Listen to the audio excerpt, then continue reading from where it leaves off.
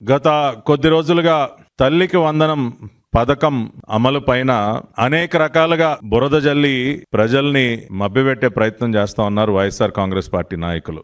స్వయంగా మాజీ ముఖ్యమంత్రి జగన్మోహన్ రెడ్డి ఇచ్చిన మాట ప్రకారం చిత్తశుద్ధితో నిజాయితీగా ఎంతమంది బిడ్డలుంటే అంతమందికి 15,000 రూపాయలు చొప్పున తల్లుల ఖాతాల్లో తల్లికి వందనం పథకం పేరుతో జమ చేస్తాము అని ఏదైతే మాటిచ్చామో ఎన్డీఏ కూటమి పక్షాన ఆనాడు చంద్రబాబు నాయుడు గారు ఇచ్చిన మాటని నిలబెట్టుకుంటూ తల్లికి వందనం పథకం అమలుకి జూన్ 12వ తేదీన గౌరవ రాష్ట్ర ముఖ్యమంత్రి వర్యులు నారా చంద్రబాబు నాయుడు గారు, సంబంధిత శాఖ మంత్రి హెచ్ఆర్డీ మినిస్టర్ అయినటువంటి గౌరవనీయులు నారా లోకేష్ గారు శ్రీకారం చుట్టి దాని అమలుకి ప్రారంభోత్సవం చేస్తే దాదాపుగా 10,090 కోట్ల రూపాయలు విడుదల చేస్తూ 67,27,164 మంది బిడ్డలకి తల్లికి వందనం పథకం అమలయ్యే విధంగా చర్యలు తీసుకుంటే నిస్సిగ్గుగా దానిపైన బురద జల్లుతున్నారు. ఏదో 2,000 రూపాయలు చొప్పున పాఠశాలల అభివృద్ధి కోసం ఏదైతే ప్రభుత్వం ఫండ్ని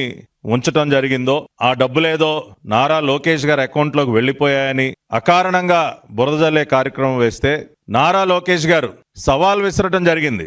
రుజువు చేయండి ఆధారాలతో, లేకపోతే బహిరంగ క్షమాపణలు కోరండి, మీ స్టేట్మెంట్ ని వెనక్కి తీసుకోండి, ఆ విధంగా చేయకపోతే చట్టపరమైనటువంటి చర్యలు తీసుకుంటామని చెప్పి ఇప్పటి వరకు సవాలు స్వీకరించే దమ్మున్నటువంటి ఒక్కడు కూడా ముందుకు రాలా.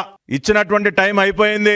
వైసీపీ నాయకులను అడుగుతున్నాం, ఆరోపణ చేసినప్పుడు ఆధారాలు ఉండాలి కదా, ఎందుకు మీరెవ్వరూ కూడా ఏమయ్యా జగన్ రెడ్డి, మా నాయకులు నారా లోకేష్ గారు విసిరినటువంటి సవాల్ని స్వీకరించకుండా ఎక్కడ దాక్కున్నావయ్యా?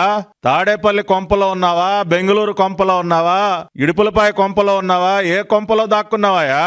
చేతిలో ఒక అవినీతి బురద పత్రిక, బురద చాలన ఉంది కదా అని చెప్పి నీ ఇష్టానుసారం జరుగుతున్నటువంటి మంచి పైన బురద జల్లావు కదా, ఎందుకు స్వీకరించలేకపోయావు సవాల్? ఇప్పుడు సిద్ధంగా ఉండు, తీసుకోబోయేటటువంటి చట్టపరమైనటువంటి చర్యలకి నువ్వు సిద్ధంగా ఉండు మిస్టర్ జగన్ రెడ్డి.